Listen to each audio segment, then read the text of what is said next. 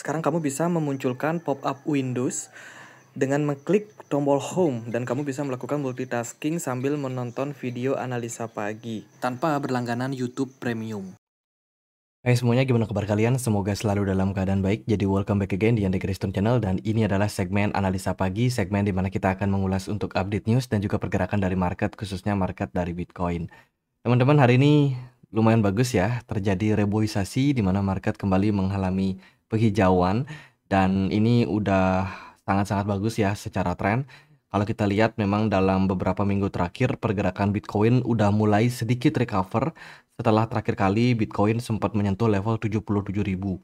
Dan untuk sekarang ini posisi Bitcoin diperdagangkan di kisaran 87.800-an, tadi sempat menyentuh 88.000. Overall sih secara keseluruhan kita melihat terjadi perbaikan harga meskipun tidak disertai dengan volume perdagangan yang naik drastis serta smart money yang masih belum terlalu banyak improvement dari market. Menurut saya sih apa yang terjadi pada Bitcoin hari kemarin ya, atau juga hari ini itu adalah impact yang bagus, merespon posisi yang sudah cukup murah untuk Bitcoin secara jangka pendeknya gitu. Namun untuk kedepannya kita masih tentu melihat seperti apa kebijakan-kebijakan dari makroekonomi yang bisa memberikan dampak kepada market. Sementara ini sih dari beberapa rilis data, kemarin kita dapat beberapa data yang cukup positif untuk dolar ya teman-teman. Kemarin itu ada data PMI, Manufacturing Composite, serta Services untuk Uni Eropa, Inggris, dan Amerika Serikat. Dari Eropa itu cenderung negatif sih secara tren ya. Di bawah poin 50 berarti kondisi dari perekonomian itu masih cenderung defensif seperti itu. Dan berada di level atas 50 itu berarti sudah mulai kembali melakukan ekspansi. Dari Inggris datanya cukup mix ya, di mana Global Composite PMI cenderung naik, Services PMI juga cenderung naik, sementara manufacturingnya turun. Kalau dari Amerika Serikat, kemarin datanya lumayan strong di Composite PMI dan juga Global Services PMI. Di mana ini posisinya 53 sama 54, sementara manufacturing masih cenderung turun gitu. Untuk hari ini kita akan dapat beberapa data penting lainnya. Ada monetary policy dari Jepang ya, jam 10 menit menuju jam 7 pagi. Kemudian juga Bank of Japan akan merilis data tentang core CPI inflation. Lalu dari Amerika Serikat akan ada data perumahan, teman-teman, Housing Prices Index. Lalu juga akan ada Consumer Confidence serta New Home Sales. Beberapa data perumahan akan rilis ya untuk Amerika Serikat di perdagangan hari ini jam 9 malam. Jadi mungkin akan sangat mempengaruhi dolar juga. Overall kalau kita lihat dari chart, pergerakan dari DXY atau indeks dolar sementara ini mengalami sedikit recover. Uniknya adalah S&P 500 serta Bitcoin sama-sama merespon tren positif. Sementara ini memang Bitcoin cenderung ikut pergerakan dari S&P 500. Jadi kenaikan Bitcoin kemarin itu bukan karena Bitcoinnya bakalan konfirmasi bullish, belum tentu juga teman-teman. Tapi kemarin itu naik ya karena sesimpel market Amerika Serikat mulai untuk memungut balik ya barang-barang di S&P 500 yang cenderung murah, sehingga kemarin sempat mengalami kenaikan beberapa persen gitu.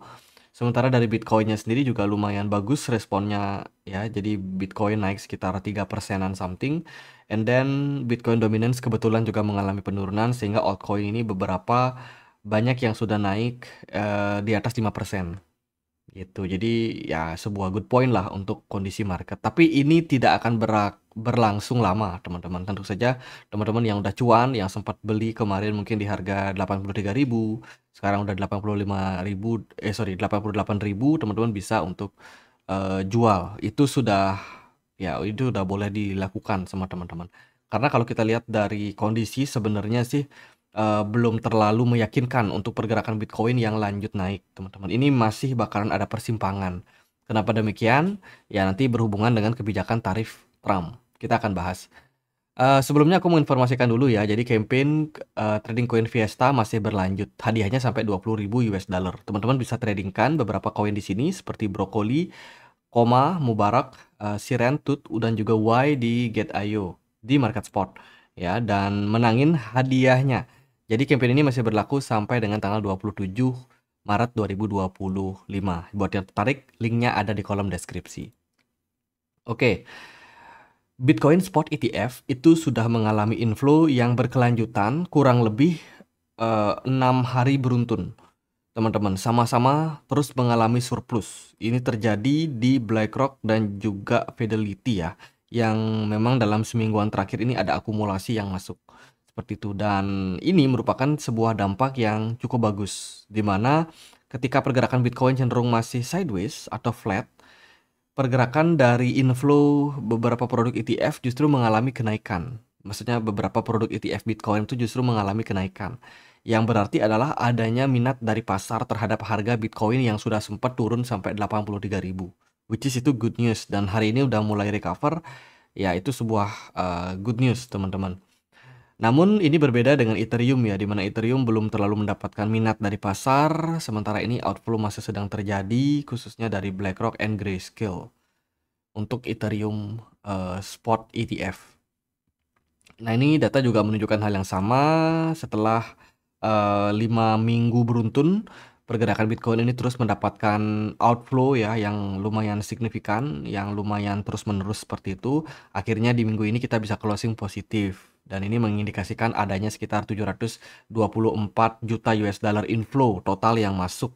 Dan ini merupakan sebuah berita yang bagus tentu saja untuk pasar ya. Semoga marketnya masih bisa menahan dan juga merespon positif sampai beberapa minggu ke depan. Ya semoga seperti itu. Sebab di bulan Maret ini semestinya kita bisa closing sangat bagus ya. Tapi di awal Maret kemarin kita sempat kena crash ya kan. Itu. Nah ini Donald Trump kembali mengibarkan bendera perang, kali ini untuk Venezuela, teman-teman. Jadi Venezuela dikabarkan bakalan terkena secondary tarif, ya artinya tarif kedua dari import ya. Kenapa? Karena orang-orang Venezuela atau warga negara Venezuela itu banyak yang menyeludupkan uang, entah itu hasil pencucian uang di negara mereka, kemudian juga hasil kejahatan, kemudian juga masih banyak kejahatan-kejahatan lainnya ya, other criminals di sini, di mana ini banyak sekali apa namanya imigran-imigran ilegal yang masuk ke Amerika Serikat. Nah gitu, jadi pemerintahan Trump mendeteksi hal tersebut dan memberikan sanksi kepada Venezuela. Bahkan negara-negara yang juga terlibat dalam perdagangan Venezuela itu terancam kena sanksi sampai kenaikan tarif pajak 25% oleh Amerika Serikat.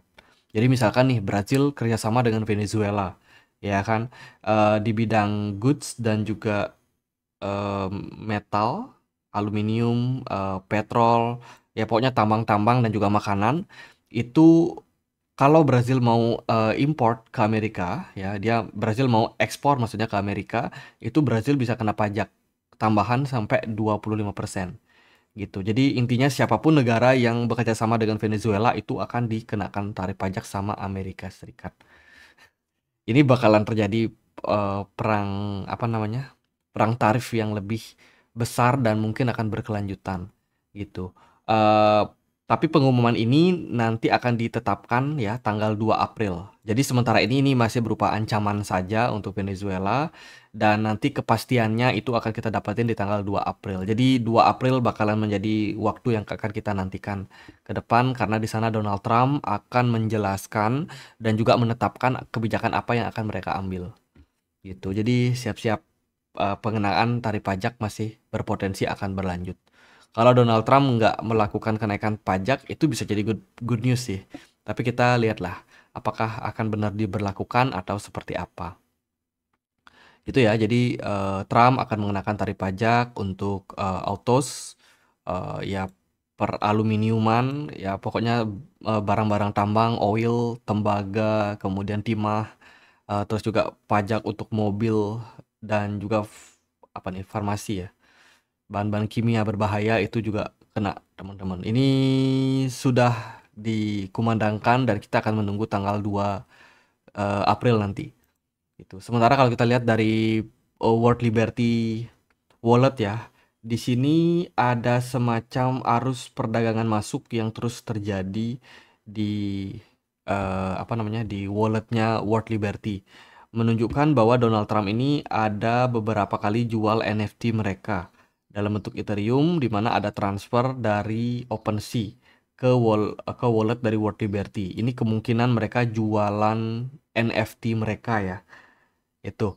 Dan aktivitas ini terus berlanjut. Jadi akumulasi kepemilikan aset kripto dari World Liberty ini sebenarnya masih lanjut, tapi dengan kenaikan yang sangat tipis. Nah, Michael Saylor kemarin juga mengumumkan, baru saja Michael Saylor melakukan pembelian sampai 6.900-an Bitcoin. Ya, 6.911 Bitcoin. Dan sekarang Michael Saylor bisa dibilang menjadi salah satu pemilik Bitcoin terbesar dengan total supply yang dimiliki itu sampai 2,4%. Jadi ini gede banget. Sebuah company yang memang sudah banyak sekali berinvestasi pada Bitcoin ya sejak tahun 2020-2021 itu. Jadi ya ini Michael Saylor mungkin bisa menjadi salah satu orang terkaya di masa depan ya, kita nggak tahu. Oke, ada unlock token apa nih di minggu ini? Teman-teman bisa perhatikan ya, ada Venom, Eigen, Ethena, Fat AI, Mocha, Celo, kemudian Treble, OP, One Inch, dan juga Sui akan ada unlock. Rata-rata unlock itu sekitar 0,1% sampai dengan 10%. Yang paling besar itu unlocknya dari token Trouble, Tribble ya itu. Terus dia ada unlock 10%, hati-hati yang punya tokennya. Sui juga akan ada unlock sekitar 2,03%. Ini cukup besar. Kemudian yang unlocknya besar lagi adalah Venom 2,9%. Ini unlocknya nanti teman-teman 10 jam lagi gitu. Jadi buat teman-teman yang nama tokennya ada di spill, wajib hati-hati karena kemungkinan akan ada sedikit tekanan jual gitu. Optimism juga lumayan ya, 1,93% unlocknya gitu. Kalau untuk Ethena, Eigenlayer, Fat AI, Mocha, Celo ya oke lah, terbilang aman teman-teman.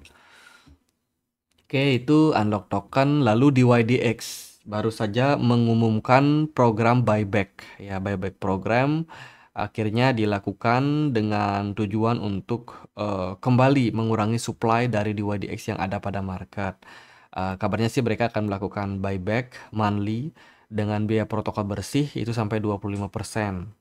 Gitu. Jadi harapannya sih ini bisa mengurangi jumlah token yang beredar sehingga impact-nya tentu saja positif untuk market di YDX.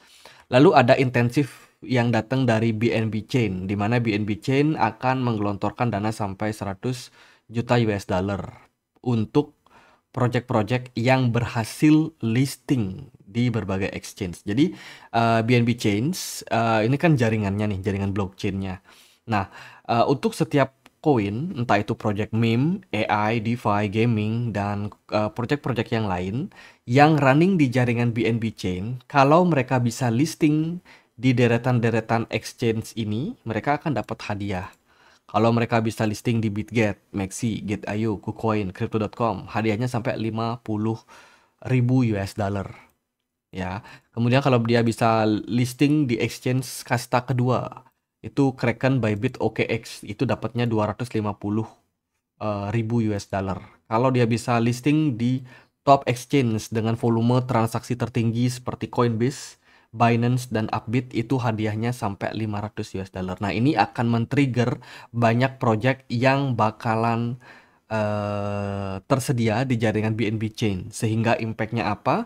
Impact-nya tentu saja adalah peningkatan jumlah holder dari BNB yang terus bakalan growth. Ya, impact dari banyak orang-orang yang akan tertarik nih. Wah, ini Binance ngasih intensif nih. Ayo kita bikin jaringan, kita bikin project di jaringan BNB Chain seperti itu. Maka ya otomatis mereka akan harus hold tuh BNB mereka. Jadi mereka akan beli. Jadi ini akan menjadi sebuah timbal balik yang bagus untuk project dari Binance dan juga dari project crypto itu sendiri yang memang pengen untuk dapetin hadiah gitu. Ini bakalan menjadi hal yang menarik untuk BNB. Jadi menurut saya BNB boleh teman-teman pantau.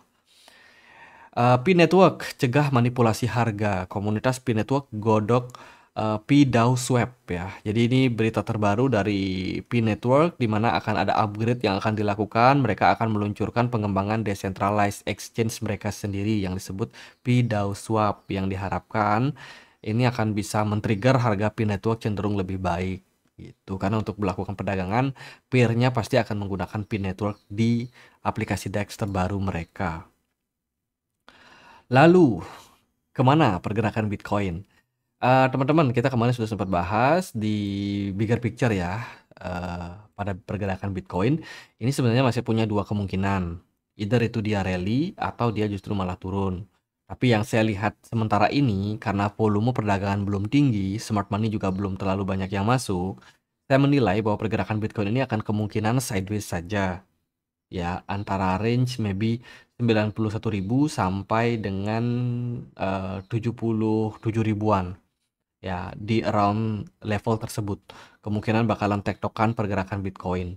Dan kalau kita perhatikan juga dari movement yang terjadi pada Bitcoin jangka pendek, ini lumayan bagus sih, mengindikasikan memang buyer udah mulai masuk ya ke pasar di time frame kecil, udah mulai ada apa namanya, pergerakan-pergerakan harga yang lumayan bisa men-trigger lebih banyak trader untuk masuk. Dan juga ini bisa saja berkelanjutan kalau direspon dengan baik oleh pasar. Overall sih pergerakan Bitcoin ini masih bergerak di dalam sebuah ascending channel dengan area potensial bergerak di range antara 90 ribuan sampai dengan 86.000 kalau seandainya pergerakannya seperti ini ya teman-teman. Itu jadi ya masih ada kemungkinan untuk rally sih. Cuman hati-hati aja karena pergerakan Bitcoin saat ini nih masih belum terlalu bagus secara volume. Apalagi kita dibayang-bayangi ada hal besar yang akan kita dapetin ya. Minggu ini akan ada rilis data tentang si PCE inflation. Itu bakalan sangat penting. Kemudian 2 April nanti tentang tarif pajak. Gitu. Dari saya pribadi nggak terlalu confident sih untuk melihat kondisi seperti sekarang ini. Maksudnya untuk open posisi ya. Itu saya lebih bakalan prefer untuk wait and see dulu sampai melihat situasi seperti apa, karena ini penuh dengan ketidakpastian juga. Data inflasi PCE masih belum pasti, tapi kalau seandainya inflasi minggu ini turun, datanya turun, itu bakalan menjadi poin pertama yang bagus. Kemudian poin kedua yang bagus adalah kalau Donald Trump tidak menaikkan tarif pajak untuk negara-negara yang terlibat ya, seperti dari Venezuela kemarin, dan juga secondary tarif ini tidak dinaikkan oleh Trump, maka itu akan menjadi good news gitu. Jadi kalau inflasi turun, tidak ada kenaikan tarif, itu bisa jadi direspon sangat baik oleh market gitu. Arahnya mungkin bakalan lanjut uptrend. Tapi kalau ada sesuatu, inflasi naik, kemudian juga dari Trump sendiri juga agresif terkait dengan pajak, itu bisa menjadi sentimen negatif juga yang memukul pergerakan Bitcoin gitu. Kita coba sedikit kulik gimana BNB ya, karena tadi kita sempat kasih lihat ada berita bagus dari BNB. Overall sih BNB belum terlalu banyak gerak secara movement, masih oke di perdagangan 635.000 ya. Pergerakan Bitcoin masih pergerakan BNB ini masih sideways saja gitu. Jadi masih menjadi level yang cukup menarik untuk teman-teman yang pengen melirik BNB. So far BNB ini cukup stabil dan nggak banyak sekali drop ya, karena memang BNB memberikan intensif bagi mereka yang hold token ini atau koin ini. Bahkan ada beberapa kelebihan seperti bisa ikut launch pool ya kan, launchpadnya ya, dan juga beberapa event-event lain yang juga menggunakan BNB gitu. Sementara koin-koin lain yang lumayan cukup bagus secara movement itu ada Algorand, kemudian ada WLD ya, 24 jam terakhir WLD lumayan naik. Lalu ada Solana, ini udah pelan-pelan mulai recover lagi, tapi udah dekat level resisten ya Solana. XRP naik 1%, lumayan bagus. Kemudian Litecoin juga pelan-pelan mencoba recover, tapi ini masih ada potensial untuk dia move lebih tinggi sampai 102. Dogecoin juga udah mulai recover ya teman-teman. Secara overall sih Dogecoin ini masih dalam pergerakan resistance teman-teman. Jadi dia butuh konfirmasi untuk breakout. Cardano ya baik, pelan-pelan udah mulai recover. Tron agak lesu ya belakangan. Ini WLD udah mulai sedikit ada recover. Ya itu sih beberapa altcoin merespon bagus. Semoga aja ini masih bisa diterusin hari ini ya. Semoga masih bisa terus rally. Dengan level resistance terdekat tadi Bitcoin adalah di 92 ribuan. 91 ribu, 92 ribu. Mungkin kalau udah level-level tersebut, teman-teman udah mulai harus konservatif dan jangan terlalu agresif. Untuk sekarang ini yang udah sempat cuan saya rekomen buat TP sih, teman-teman. Mungkin nggak semua ya, tapi sebagian itu udah merupakan sebuah proses untuk bersyukur juga atas apa yang diterima, apalagi ini udah deket hari raya juga, jadi kan mungkin ada yang nyari THR ya kan. Itu sih sementara ini kondisi market overall bagus, closing kemarin juga bagus. Harapannya adalah minggu ini kita masih bisa lanjut tren positif. Itu aja paling buat pembahasan kali ini. Semoga videonya bisa bermanfaat. Teman-teman, kita ada komunitas diskusi di Telegram. Buat teman-teman yang punya Telegram, boleh join ya. Linknya ada di kolom deskripsi. Sekian, akhir kata saya Andre. Makasih.